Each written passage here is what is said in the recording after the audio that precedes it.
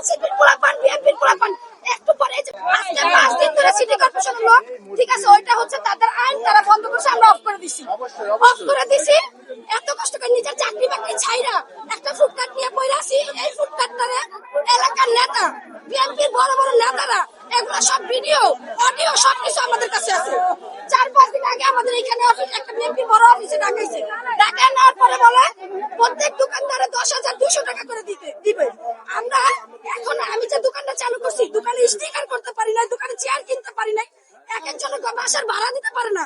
এখানে প্রত্যেকটা মানুষ বলবো, কেউ বিএনপি ধরে আওয়ামী লীগের ধরে সবাই টাকা দিয়ে দিছে। ভাই আমরা দিতে পারতাছি না, মাত্র থানা থেকে আসছি।